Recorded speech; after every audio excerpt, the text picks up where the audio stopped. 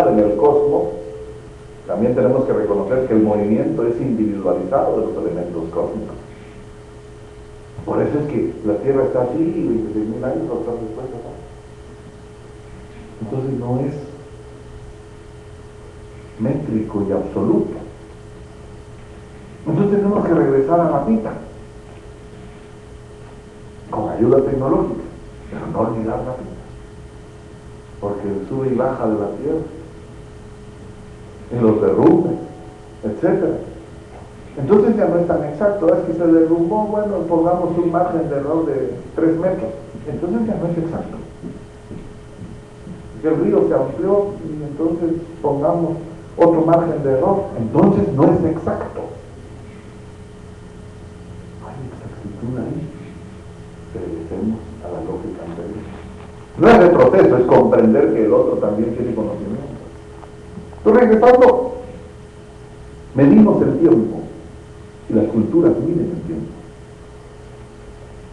Pero empiezan a medir el tiempo cuando construyen su capacidad también coincidente, valga, de definir, identificar y recitar su mito histórico.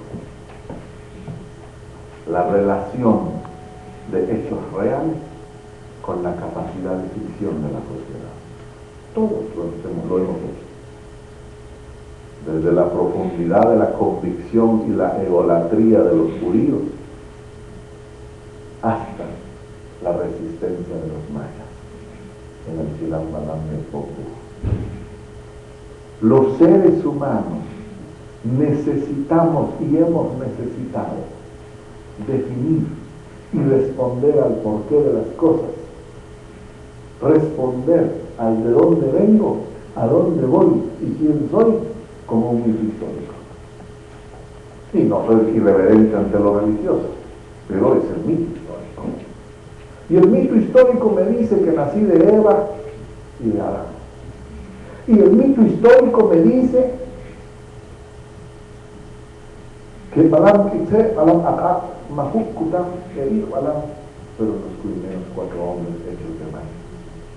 Y que la abuela Ismucaní, en la piedra de moler, molió los 4 colores del maíz para formar al hombre. ¿Y qué es la piedra de moler? Decía la abuela. Es mi matriz. Es un mito. Es ficción, sí. A partir de hechos reales, dice la teoría sociológica. A partir de hechos reales, dice la historia, la sociedad construye su mito. Y entonces vamos a la búsqueda de las tablas del arca de Noé. Porque sí existió, y sí hubo inundación, y sí hubo congelamiento global, porque sí hubo. Y quizás se salvaron en un arca. Vamos a buscar el arca. ¿Cuánto de eso objetivamente fue cierto? Pues tenemos que ser objetivos también, que quizás la mitad o menos. Pero de los hechos históricos, la sociedad construyó su mito. Pero no es el ejercicio de los cuentos del abuelo con el nieto de ponerse a contar historias. El abuelo cuenta las historias según su heredad, según su heredad ideológica. Entonces la sociedad es capaz de construir procesos civilizatorios, identifica tiempo y espacio. Cuando identifica tiempo, identifica calendario. Identifica su elemento de sustentación, y somos hombres y mujeres de maíz. Y eso le sirve para definir todo un planteamiento ideológico. ¿Y qué es el planteamiento ideológico? Es la forma de pensar, decimos en una simplicidad. ¿Y tenemos formas de pensar los seres humanos? Sí. Pensamos distinto. ¿Y por qué pensamos distinto? Porque en principio somos lo mismo, somos la especie humana. Pensamos distinto, sentimos distinto, reaccionamos distinto. Y en consecuencia comemos distinto, vestimos distinto, nos interrelacionamos distinto y tenemos distintos valores. ¿Y los valores de dónde vienen? De nuestro pensamiento ideológico. Y ese es dado por Dios. Es que Dios también es parte de esa construcción ideológica, nos guste o no, más allá del debate de su existencia o no. Pues sin duda existe porque lo creamos y es una creación importante, necesaria, porque responde. Y el mito histórico le respondió a los judíos que ellos han de dominar el mundo. Y el mito histórico les dijo que Dios, su protector, está dispuesto a matar a los que viven en la tierra prometida, y está dispuesto a masacrar a los ejércitos de Egipto para liberarlos, y está dispuesto a masacrar a Sodoma, a Gomorra, a los filipenses y a todo aquel que ose ponerse frente a las 12 tribus de Israel. Pura base ideológica de la teoría económica del mundo de Occidente hoy, nos guste o no. Ese es el fundamento de la teoría económica de mercado y de la teoría financiera en el mundo hoy. Por eso es que están ahí.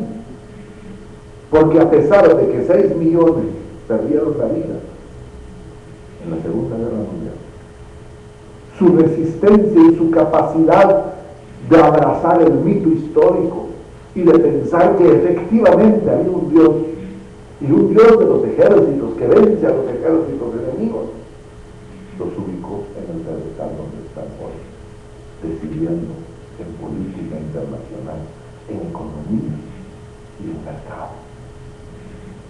Entonces la visión ideológica nutre el impulso de las sociedades, porque le dice quién es, le explica de dónde viene y cuál es su destino. ¿Y cuál es el destino de los mayas? Y dice el mito histórico, y después los 400 jóvenes se convirtieron en estrellas del universo. No se fueron al infierno, no se fueron al cielo o al limbo. Una cosa es irse al cielo, a gozar de la plenitud eterna, y otra cosa es convertirse en estrellas del universo. Es otra connotación.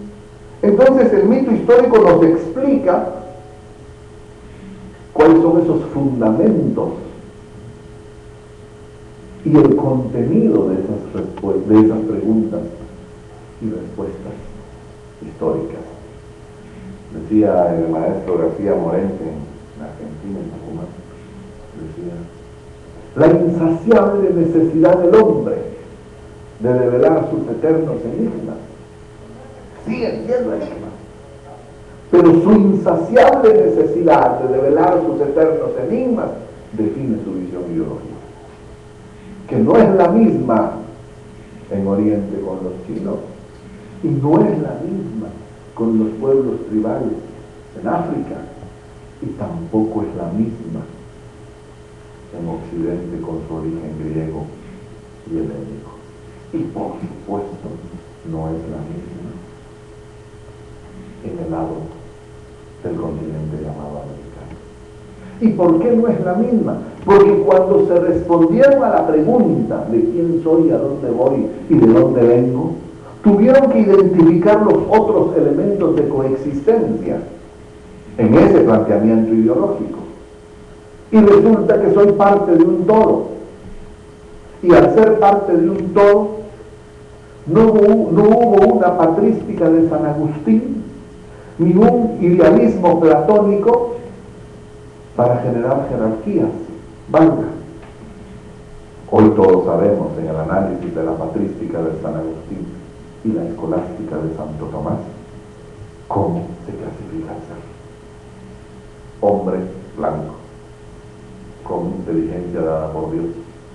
Las mujeres, los niños, los negros y los indios. Esa es la jerarquía que sostiene la jerarquía de la Santa Madre Iglesia Católica. Y así construyó su plataforma en el continente. Eso es malo, no sé, es que así es.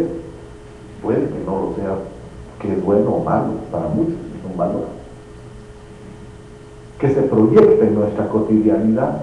Nunca se me olviden las relaciones interpersonales y de género. Nuestra diputada Olivia Luz en la legislatura pasada peleó entre otras mujeres, con otras mujeres, la presidencia y vicepresidencia de una comisión. Y cuando dice, mire, a una diputada, sea presidenta de comisión, porque no, qué mal que solo los hombres presidan, y alguien no, ya decidimos que el diputado tal va a ser presidente. Segunda ronda, mire, ¿por qué no usted, una de las mujeres, seamos vicepresidente? Si nadie quiere, yo voy a hacer. No, usted ya es vicepresidente en otra comisión. Bueno, entonces usted, no, mire usted con sus feminismos y esas cosas raras, nosotros estamos de acuerdo con eso. La otra, pues usted, no, mire usted, la Biblia dice que el hombre es la cabeza de todo, y yo me ajusto a Dios. Hay una proyección ideológica. Eso es bueno o malo, no lo sé. Para la señora es un valor que se protege. Y los valores se protegen en la ley, se protegen en las prácticas y se protegen con las normas morales. Pero los valores cambian, los valores mutan, los valores se transforman y se extinguen y se crean nuevos valores. Hace 100 años era un valor que una mujer a sus 20 años estuviera casada, sabiendo bordar, sabiendo cocinar, y depende de su jerarquía económica, saber planchar y saber qué tipo de comida hacer. Ese es el valor.